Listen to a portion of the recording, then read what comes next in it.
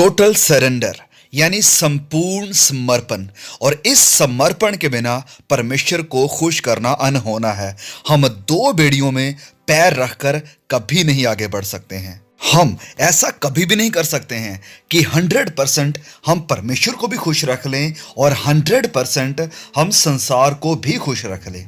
चलिए इस विषय के बारे में, इस सब्जेक्ट के बारे में परमेश्वर का वचन हमें क्या कहता है, हम वो पढ़ते हैं। हम पढ़ेंगे परमेश्वर के वचन से याकूब की पत्री अध्याय 4 और उसके वचन 4 से। जेम्स चैप्टर 4 वर्स 4 लिखा यहाँ पर कि संसार से मित्रता करना, संसार से मित्रता करना, दोस्ती करना, परमेश्वर के साथ बैर रखना है। और फिर परमेश्वर का वचन हमसे कहता है कि तुम संसार में तो रहो लेकिन संसार के स्वरूप के जैसे मत बनो। ना, ध्यान से सुनिए इस बात को। हमारा समर्पण यानी हमारी कमिटमेंट कहां पर है, यह हमें पता चलता है हमारी इच्छाओं से, हमारी डिजायर से। तो मैं आपसे पूछना चाहता हूं कि क्या है आपकी सबसे बड़ी इच्छा? What is your greatest desire? Is it to become rich and to become famous? क्या ये अमीर बनना, धन दौलत इकट्ठा करना और बहुत ज्यादा अपना नाम कमाना, फेमस होना, मशहूर होना है? या फिर आपकी जिंदगी की सबसे बड़ी इच्छा है परमेश्वर को जानना, उसके दूसरे आगमन के लिए अपने आप को तैयार करना और प्रभु यीशु मसीह की आज्ञाओं का पालन करना, चाहे कुछ भी हो जाए या चाहे कोई भी हालात क्यों ना हो? अब इन सब को सुनने के बाद हो सकता है आप कहें कि ओके भाई ठीक है, लेकिन अब परमेश्वर की आज्ञाओं का पालन करना, परमेश्वर की इच्छा के अनुसार चलना या एक धर्मी जीवन व्यतीत करना, तो बताइए कि एक धर्मी जीवन कैसा दिखाई देता है? वेल, तो इसके लिए हम सीधा जाएंगे परमेश्वर के वचनों में और परमेश्वर के वचन से हम एक बहुत ही खूबसूरत चैप्टर देखते हैं, जो चैप्टर हमें देखने को मिलता है इब्रानियों की किताब में। और उस किताब में एक चैप्टर है, चैप्टर नंबर 11 अध्याय। और इस 11 अध्याय में हम उन लोगों के बारे में पढ़ते हैं, वो लोग जिन्होंने मतलब धर्मी जीवन व्यतीत किया, जिन्होंने अपना जीवन परमेश्वर की इच्छा के अनुसार व्यतीत किया और जिन लोगों ने परमेश्वर की आज्ञाओं को फेथफुली और फियरफुली माना भी। और इस चैप्टर में जो लोग हैं उन्हें कहा जाता है हीरोज ऑफ फेथ यानी विश्वास के सूरवीर। अब इस लिस्ट में जो लोग हैं इन्हें देखकर हो सकता है आप सोचें, कुछ लोग सोचें कि वेल, ये जो लोग हैं जिनका जिक्र यहाँ पर किया हुआ है इस चैप्टर में, ये लोग तो अति मानव थे, ये लोग सुपर नेचुरल थे, ये तो परमेश्वर के बड़े बड़े दास और संत लोग थे और हम तो इनके जैसे कभी भी नहीं बन सकते हैं। लेकिन सुनिए सुनिए, रुके मेरे भाई मेरी बहन, क्या आप जानते हैं कि ये सब लोग भी हमारी ही तरह थे? जानना चाहेंगे कि वह लोग कैसे थे? चलिए जानते हैं। आप जानते हैं अब्राहम के बारे में? अब्राहम ने झूठ बोला अपनी जान बचाने के लिए, क्योंकि उसे लगा था कि अगर मैं सच्चाई बोल दूंगा तो मेरी पत्नी मुझसे छीन ली जाएगी, इसलिए उसने अपनी पत्नी सारा को कहा कि ये मेरी बहन है। फिर आप याकूब के बारे में जानना चाहते हैं? याकूब ने क्या किया? उसने अपने पिता को धोखा दिया और अपने भाई का जो अधिकार था उससे छीन लिया और फिर अपने भाई इसौ के डर से वहां से अपने घर से भाग निकला। फिर आप मूसा के बारे में जानते हैं? You know about Moses, he was a murderer, वो एक हत्यारा था।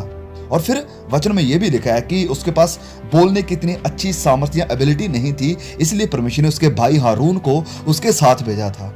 और फिर आप क्या समसून के बारे में जानते हैं, जिसका नाम हमें इस हीरोज ऑफ फेथ लिस्ट में देखने को मिलता है? समसून की जिंदगी में इतने सारे मुद्दे थे, इतने मसले थे कि समझ नहीं आता कि शुरू कहां से करें और खत्म कहां से करें।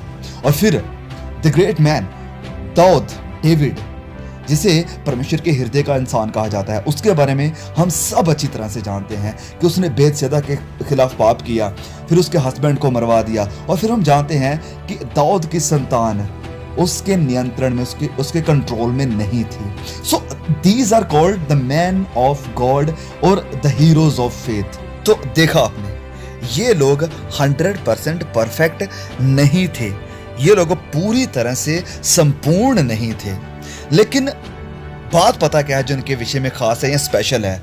वो ये है कि इन लोगों को विश्वास था उस परमेश्वर के ऊपर जो कि कठिन और गंभीर परिस्थितियों में आकर अपना कार्य इनके थ्रू या इनकी जिंदगी में कर सकता है। उन्हें विश्वास था। उदाहरण के लिए हम देखते हैं नूह को। नूह के विषय में पढ़ेंगे इब्रानियों अध्याय 11 वचन 7 में, हिब्रूज चैप्टर 11 वर्स 7 लिखा यहां पर कि नूह ने विश्वास ही से उन बातों के विषय में जो उस समय दिखाई ना पड़ती थी, जो उस वक्त दिखाई नहीं देती थी, चेतावनी पाकर भक्ति के साथ अपने परिवार के बचाव के लिए एक जहाज बनाया और उसके द्वारा उसने संसार को दोषी ठहराया और उस धर्म का वारिस हुआ जो विश्वास से होता है। अब ध्यान से सुनिए मेरी इस बात को। नूह ने 120 साल बिताए, तकरीबन 120 साल उस जहाज को बनाते हुए, और साथ ही साथ वो प्रचार कर रहा था, लोगों को चेतावनियां दे रहा था, लोगों को वार्निंग्स दे रहा था आने वाले न्याय के बारे में, आने वाली बारिश यानी पानी के बारे में, जिसकी बात परमेश्वर ने उसके साथ करी थी। अब सोचिए जरा इसके बारे में, कल्पना कीजिए कि इतना सब कुछ करने के बाद, इतनी मेहनत करने के बाद, 120 साल लगाने के बाद, प्रचार करने, जहाज को बनाने के बाद, अगर बारिश ना आई होती, अगर वो पानी ना आया होता जिसकी बात परमेश्वर ने करी थी, तो ये नूह पूरी दुनिया के लिए और उसके आसपास के लोगों के लिए एक मजाक बन जाता। लेकिन ये सिर्फ विश्वास ही था उस आवाज के ऊपर जो उसने सुनी थी, That kept him going, जिसकी वजह से वह चलता गया और वो सब कुछ करता गया बिना नतीजे को देखे। वचन में लिखा है कि बिना देखे बिना जाने वो जहाज को बनाता गया और प्रचार करता गया।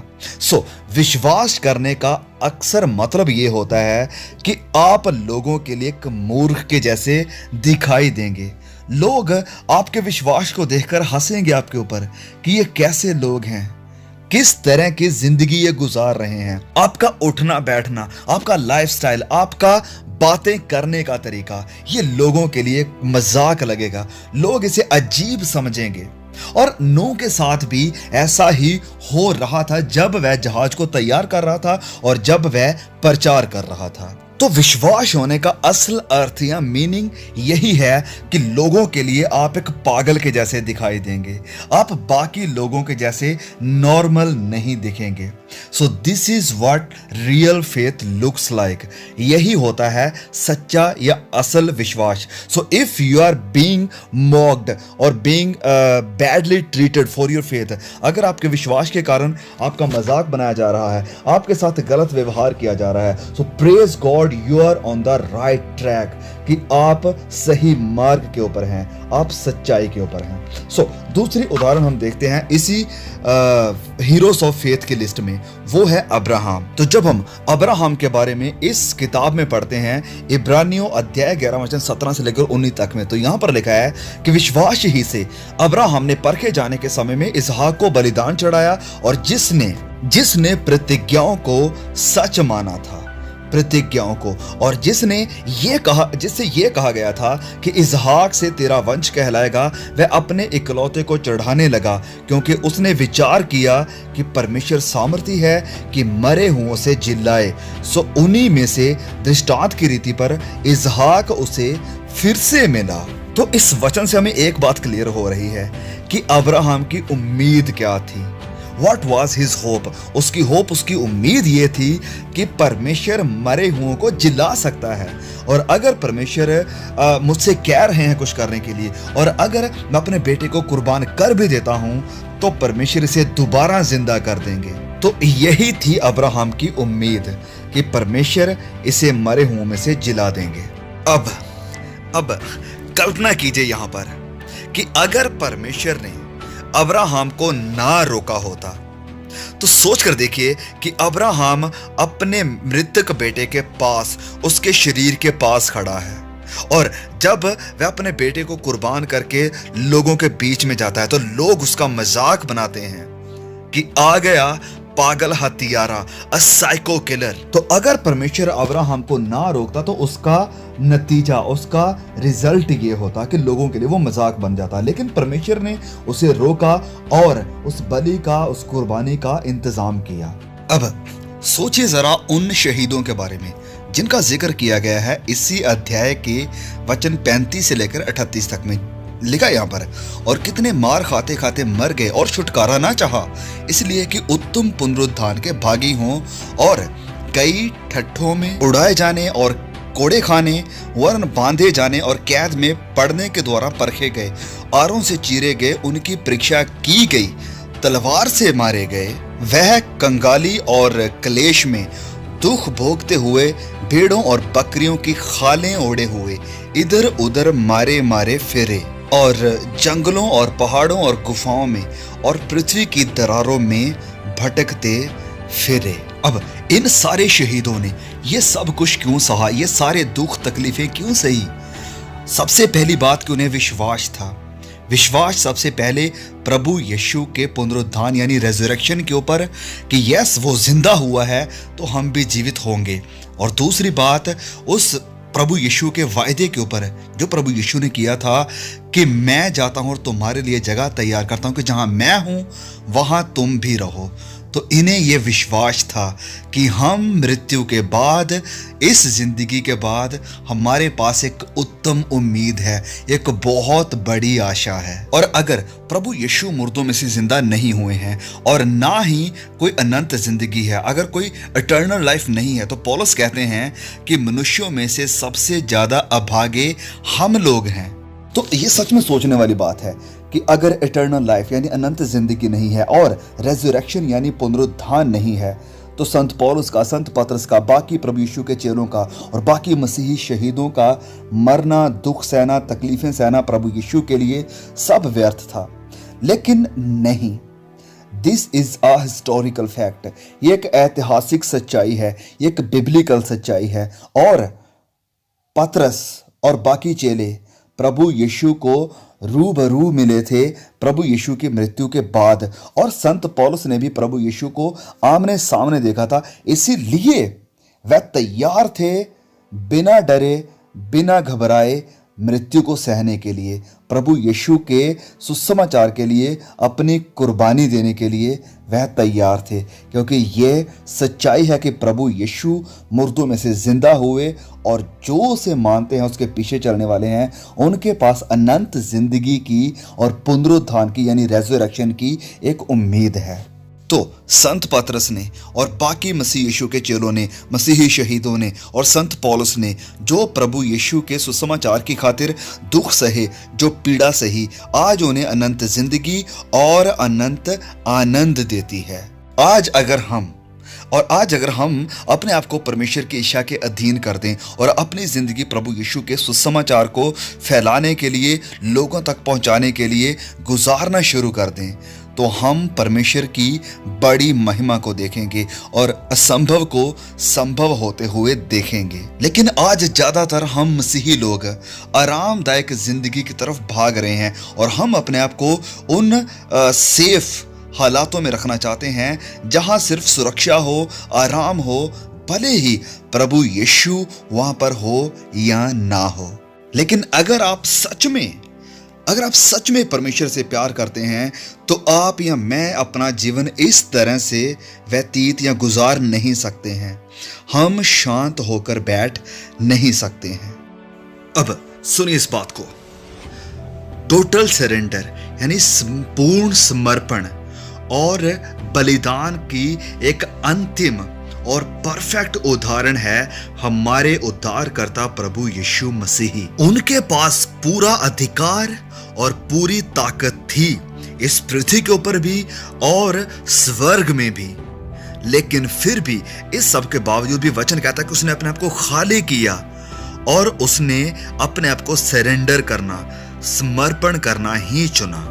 तो लिखा है, जब हम वचन में पढ़ते हैं फिलिपियों अध्याय 2 वचन 6 से लेकर 11 तक, तो लिखा है यहाँ पर कि जिसने परमेश्वर के स्वरूप में होकर भी परमेश्वर के तुल्य होने को अपने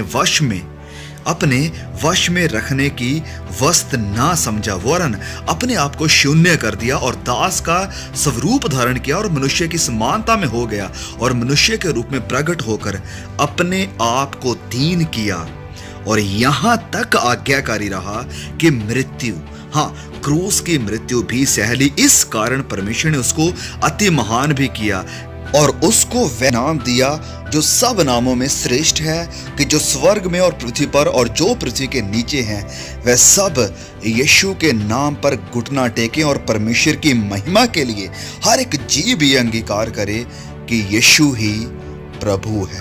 तो ये है टोटल सरेंडर, यानी संपूर्ण समर्पण की सबसे बेस्ट एग्जाम्पल हमारे लिए।